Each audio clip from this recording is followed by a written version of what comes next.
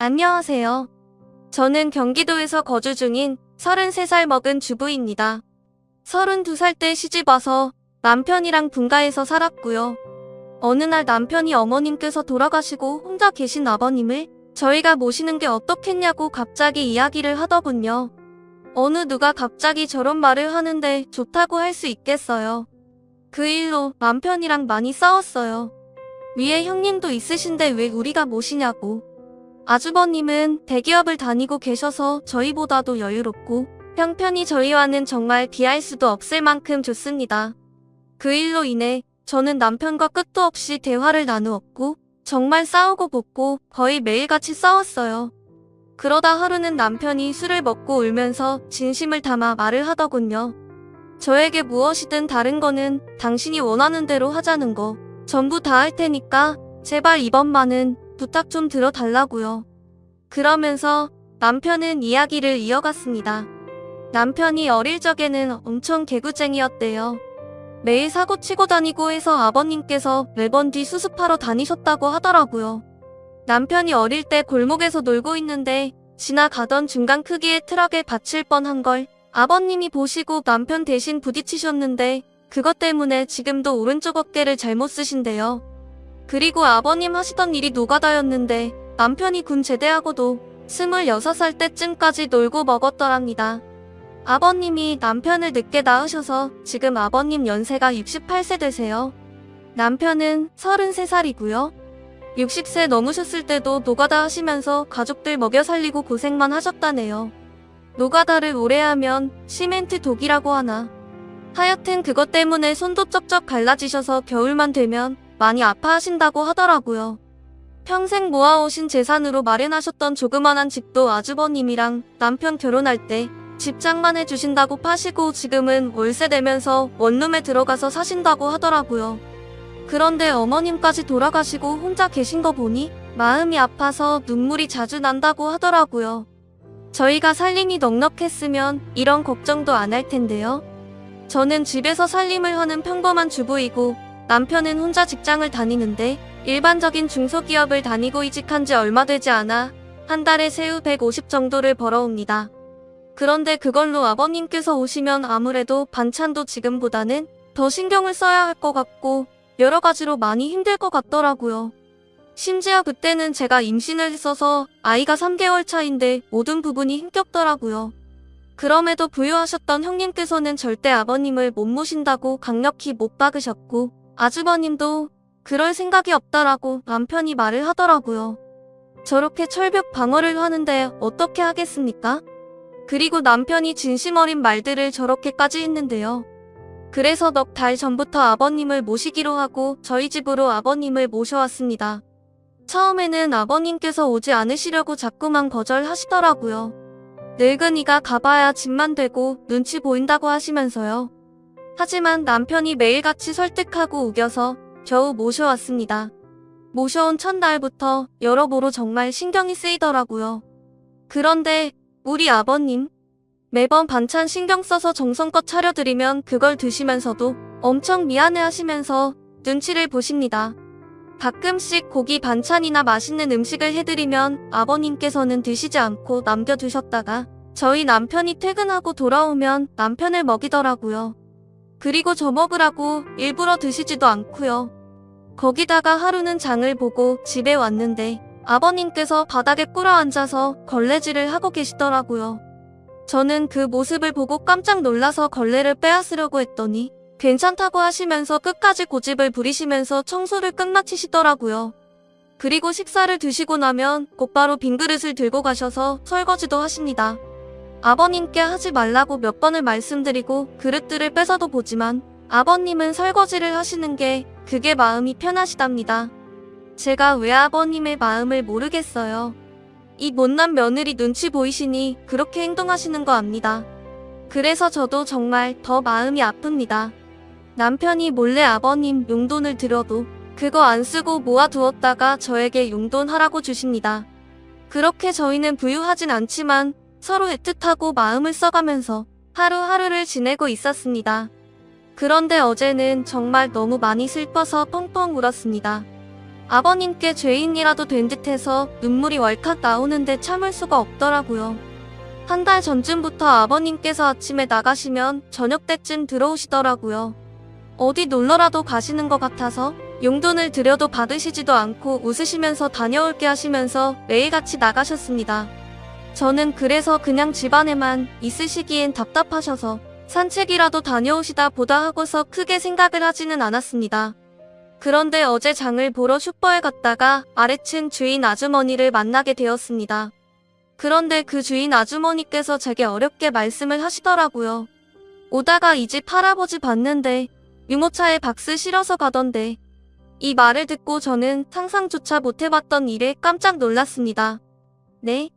맞습니다. 아버님 아들집에 살면서 돈 한 푼 못 버시는 게 마음에 걸리셨는지 불편한 몸이 끄시고 하루하루 그렇게 박스 주우시면서 돈을 버셨더라고요. 저는 그 이야기를 듣고 장을 보다 말고 밖으로 뛰쳐나갔습니다. 아버님 찾으려고 이리저리 돌아다녀도 안 보이시더라고요. 너무 죄송하고 가슴이 아파서 집에 들어와서 정말 한없이 엉엉 울었습니다. 한참을 울고 나서 남편에게 전화해 오늘의 상황을 말하니 남편도 아무 말이 없더군요. 한참의 정적이 흐르고 남편은 일찍 들어간다고 말하고 그렇게 통화를 끊었고 남편은 저녁 5시 조금 넘어서 평소보다 일찍 퇴근하고 들어왔습니다. 남편도 마음이 정말 안 좋은지 표정도 너무 어두웠고 집에 들어오자마자 가방만 내려두고 아버님을 찾으러 나간다고 하곤 바로 집 밖으로 나갔습니다. 제가 정말 바보였고 한심한 며느리였습니다. 그렇게 매일같이 나가셨는데 관심을 가지고 진작 이 사실을 알았어야 했는데 말이죠. 며칠 전부터 아버님께서 저 먹으라고 봉지에 들려주시던 과일과 과자들을 받으면서도 아버님께서 사오신 것인지 일을 해서 사온 것인가라는 생각도 못했다니 정말 한심스럽습니다. 못난 며느리 눈치 안 보셔도 되는데 그게 불편하셨던지 아들 집 오셔서도 편하게 지내지도 못하시고 매일같이 눈치만 보시다 불편하신 몸이 끌고 그렇게 일을 하고 계셨다니. 친정에 저희 아빠도 고생만 하시다가 돌아가셨는데 돌아가신 아빠 생각도 나고 해서 그렇게 저는 또 다시 한참을 펑펑 울었습니다. 그날따라 아버님 웃으실 때 얼굴에 깊게 패인 많은 주름들과 평생 고생을 하셔서 손목에서 갈라진 피부가 자꾸 눈앞에 아른거리고 생각나면서 너무나도 죄송한 마음에 남편이 아버님이랑 들어올 때까지 울고 있었습니다. 남편이 아버님을 찾아 나가고 1시간 정도 좀 넘어서 남편이 아버님을 모시고 집으로 들어오더라고요. 아버님 들어오시면서도 제 눈치를 보시면서 뒤에 끌고 오던 유모차를 숨기시는 모습이 왜 그리 마음이 아플까요? 오히려 죄송해야 할 건 저인데요. 아버님께서 미안해하는 듯한 그런 모습이 가슴에 남아서 지금도 이 글을 적는데도 마음이 너무 아픕니다. 저는 아버님의 모습을 보자마자 아버님께 달려가서 죄송하다며 손을 꼭 붙잡고서 또 펑펑 울었습니다. 그러자 아버님께서는 매일 나 때문에 밥 차리느라 고생도 많고 편하게 있지 못하게 해서 내가 정말 미안하다면서 제 얼굴을 보면서 손을 꼭 붙잡아 주시면서 말씀하시는데 저는 눈물이 멈추지 않았습니다. 저는 그날 아버님의 손을 처음으로 만져봤습니다. 평생을 고생하시면서 지내온 아버님의 손. 심하게 갈라지신 손등과 굳은 살 베인 손에 마음이 너무 아팠어요. 방 안에 모시고 나서도 죄송하다며 그렇게 펑펑 울었습니다. 아버님 식사 챙겨드리려고 부엌에 와서도 요리를 하고 있는데도 왜 그리 눈물이 그치지가 않던지. 남편은 아버님께 다시는 그런 일 하시지 말라고 말했고 앞으로는 제가 더 열심히 일해서 벌면 되니까 그런 일 하시지 말라고 아버님께 확답을 받아냈습니다. 그렇게 이야기를 끝마치고서 3명이 오순도순 모여서 함께 저녁을 먹었습니다. 밥을 먹는데도 아버님 손을 보면서 자꾸 가슴이 아프더라고요. 오늘은 어제 일도 있고 해서 남편이 연차를 내서 쉬는 날이었고 저는 아버님 모시고 시내 나가자고 남편에게 얘기를 했습니다. 그렇게 저희는 다 같이 시내에 나갔고 날이 좀 쌀쌀해져서 아버님 잠바 하나랑 신발을 샀습니다. 한사코 괜찮다고 하시던 아버님께 제가 말씀을 드렸습니다. 자꾸 그러시면 제가 아버님 눈치 보여서 힘들어요. 이렇게 말씀드렸더니 아버님께서는 고맙다고 하시면서 받으시더라고요. 그리고 집에 아버님 심심하실까봐 케이블 TV도 신청했습니다. 아버님께서 스포츠를 좋아하시는데 오늘 야구 방송이랑 낚시 방송 보시면서 너무 즐거워 보이시더라고요. 조용히 다가가서 아버님 어깨를 만져드리는데 보기보다 정말 왜소하시더라고요. 제가 꽉 잡아도 부서질 것만 같은 그런 아버님의 어깨. 지금까지 고생만 하시고 자식들 뒷바라지 하시느라 평생 헌신하시면서 살아오셨던 아버님의 그런 발자취들이 느껴지면서 저는 또 마음이 아파왔네요. 남편한테 말했어요. 저 평생 아버님 정말 친아버지처럼 생각하고 모신다고요. 비록 지금은 아버님께서 불편해하시지만 언젠가는 친딸처럼 생각하시면서 대해주실 때까지 정말 잘할 거라고요. 마지막으로 아버님, 앞으로는 제 눈치 안 보셔도 돼요. 제가 그렇게 나쁜 며느리 아니잖아요. 아버님의 힘드신 희생이 없으셨다면 지금의 남편도 없잖아요. 그랬다면 지금의 저와 뱃속에 사랑스러운 손자도 없을 거예요. 저 아버님 싫어하지 않고 정말 사랑해요, 아버님. 그러니 항상 건강하시고 오래오래 사셔야 돼요. 그리고 2번 다시 그렇게 일 안 하셔도 돼요. 저 허리띠 쫄라매고 알뜰하게 살게요. 다음 사연입니다. 안녕하세요. 저는 평범하게 직장을 다니고 있는 22살 여자입니다. 저와 남자친구는 장거리 연애를 하고 있고요. 일하느라 일주일에 딱 1번 쉬고 만나고 있습니다. 그날마다 남자친구와 서로 지역을 오가면서 만나고 있고요. 그래서 이번 주에는 제가 남자친구가 있는 곳으로 갔습니다. 남자친구와 더 오래 있고 싶은 마음에 쉬는 날 전날이면 저는 항상 일이 끝나고 그 저녁에 버스를 타고서 남자친구네 동네를 갑니다.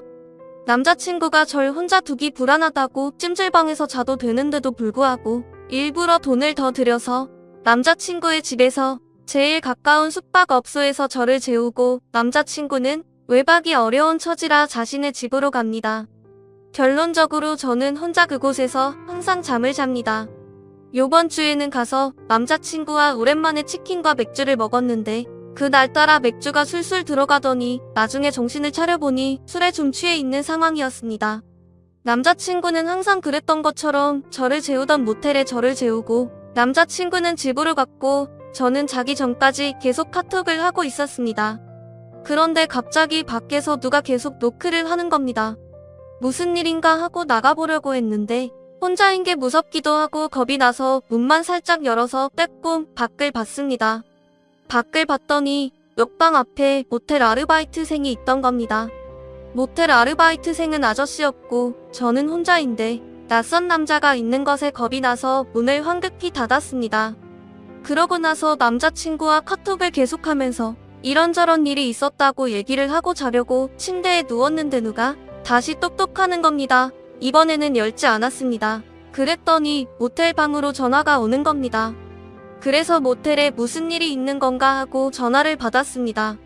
그랬더니 맥주 가져다 드릴 테니까 종업원 가면 문 여시라고 하는 것이었습니다. 항상 여길 오니까 주는가 보다 하고 별 의심 없이 문을 열고 받았습니다.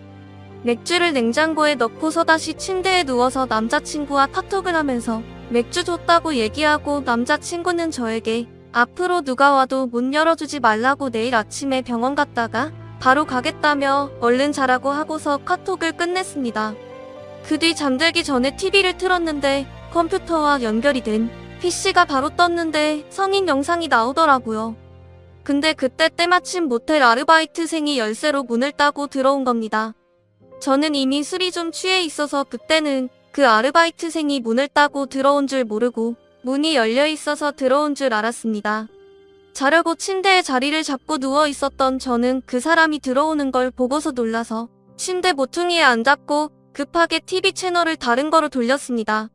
문제는 그때 술에 많이 취해 있어서 기억이 중간에 몇 부분이 나지는 않지만 왜곡되어서 기억되지는 않았습니다. 저는 채널을 돌리고서 무슨 일이시냐고 했고 그 사람의 대답은 기억이 제대로 나지를 않습니다. 그 사람이 아마 필요한 거 없느냐는 식으로 했던 것 같습니다. 저는 그 사람에게 나가시라고 계속 말했습니다. 그러고서 그 사람은 저에게 그냥 보시던 거 보세요 이러면서 제가 들고 있던 리모컨을 빼앗고서 채널을 다시 돌리는 것이었습니다. 너무 겁나서 계속 제발 가시라고 계속 그랬더니 침대 모퉁이에 앉아있던 저를 눕히려고 제 다리를 만지는 것이었습니다. 저는 순간 겁에 질려서 그 사람의 팔을 치고 남자친구 곧 올 거라고 그랬습니다. 그랬더니 그때야 가더군요. 제가 술에 취해서 기억을 못할 거라고 생각했나 봅니다. 그러고서는 겁에 질려서 모텔 방 밖에 조그마한 소리만 들려도 놀라고 식은땀 나고 잠도 계속 못 들고 다급하게 남자친구에게 카톡하고 전화했는데 남자친구가 배터리 가는 걸 잊어서 휴대전화기가 꺼져 있는 것이었습니다. 그래서 저는 너무 무서워서 그 방에서 나서지를 못했고 뜬 눈으로 계속 밤을 새우다가 아침 10시쯤에 잠이 들었습니다. 남자친구는 아침에 제 연락을 보자마자 급하게 모텔로 달려왔고 제가 자는 사이에 계산대에 가서 CCTV를 보고 아르바이트생에게 따졌지만 저에게 그랬던 아르바이트생 아저씨는 교대 근무가 끝나서 집에 간 상태였고 그 일이 새벽 6시 20분쯤에 끝난 일인데 CCTV는 메모리 문제로 6시 30분부터 녹화가 새로 되고 있었습니다. 주인은 없는 상황이었고 낮에 일하던 아르바이트생은 아무것도 모르는 상황이었던 거죠. 그래서 그 아르바이트생은 그 알바 아저씨를 불러냈습니다. 저는 무서워서 나가지를 못하였고 남자친구 혼자서 아저씨에게 가서 얘기했습니다. 그랬더니 그 아저씨는 남자친구에게 6시 30분에는 손님들이 퇴실해야 되는데 제 방에 TV 소리가 너무 시끄러웠다며 TV를 끌어 열쇠로 문을 열고 방으로 들어왔고 저를 만진 건 자는데 이불을 덮지 않고 자서 이불 덮어줄 때밖에 없었다고 말했다고 하더군요. 그리고 제가 여기 자주 오고 남자친구는 항상 가는 것도 알고 있더군요. 여기 단골이시지 않느냐고. 저는 TV 소리를 크게 튼 적도 없었고 그 아저씨 때문에 무서워서 아침 10시까지 한숨도 못 잤습니다. 저는 그날 밤 겁에 질려서 벌벌 떨면서 잠도 못 자고 밤새워 무서워했던 것도 그렇고 너무 억울하고 어이가 없어서 그 아저씨에게 가서 따졌습니다. 다시 말해보시라고. 아저씨가 언제 그러셨냐고. 그랬더니 도리어 그 아저씨는 자기가 언제 그랬냐면서 그러는 겁니다. 제가 술을 마셨어도 기억을 다 하고 있는데도 그 아저씨는 제가 술에 좀 취해 있던 것도 알고 남자친구가 갔다는 걸 알고서 계속 거짓말을 해댄 겁니다. 저는 더는 말해도 안 통하고 자기는 그런 적 없다고 할 것 같기도 하고 사실 이런 일이 처음이고 너무 당황스러워서 얘기하다가 눈물이 나와서 혼자 밖으로 나갔습니다. 경찰서를 가도 심증은 있지만 물증이 없어서 일만 더 복잡해질 것 같고 남자친구가 사는 지역에 계속 올 수도 없는 상황이어서 이런저런 생각을 한 저는 남자친구에게 그냥 나오라고 했습니다. 남자친구는 제가 나간 후에 조금 있다가 나왔고 아저씨와 계속 얘기를 해봤지만 끝까지 자기는 TV 소리 때문에 그랬다면서 모텔의 다른 고객들을 위해서 그랬다면서 새벽 6시 30분이 어떻게 손님들 퇴실 시간입니까? 제가 만약에 소리를 크게 틀고 있었다고 해도 여자 혼자 모텔방에 있는 걸 알면서도 문을 따고 들어오는 게 말이나 됩니까? 그리고 자는 제가 이불을 덮고 있지 않아서 이불을 덮어주느라 만졌다는 건 또 말이 됩니까? 변명해도 어떻게 그렇게 할까요? 집에 와서 생각해보니까 더 화가 나는 겁니다. 너무 억울하고 지금 가서 그깟 5만원 던져주고서 경찰서 가자고 하고 싶습니다. 하지만 그럴 시간도 안 되고 어제도 밤에 울면서 남자친구와 전화했습니다. 내가 대체 뭘 잘못했길래 이런 일을 당해야 하느냐고. 너무 억울하다고. 심증은 있는데 물증도 없는 지금. 물증이라고는 모텔에 그 아저씨가 들고 왔던 맥주와 새우깡이 있었고 카톡으로 실시간으로 남자친구와 얘기했던 내용이 전부입니다. 그 자리에서 마음 다 풀릴 때까지 해결하고 오지 못하고 바보처럼 제대로 따지지도 못한 저 자신에게 너무 화가 납니다. 남자친구도 자신이 지켜주지 못해서 정말 미안하라면서 죄책감을 느끼고 있습니다. 그래서 이젠 남자친구에게도 얘기하지 못할 것 같습니다. 어떻게 해야 하나요? 누군가에게 말을 한다고 해결되는 것도 아니고 그냥 답답한 마음에 여기에다가 글을 씁니다. 자작 글도 아니고 정말 상처받고 놀라고 힘들었으니까 악성 댓글은 달지 말아주세요. 여자분들은 어딜 가도 꼭 조심하세요. 찜질방은 위험하다고 해서 남자친구가 돈 더 들여가면서 모텔에 재웠는데 누가 이런 일이 생길 줄 알았겠어요. 지금까지 제 고민을 들어주셔서 감사합니다.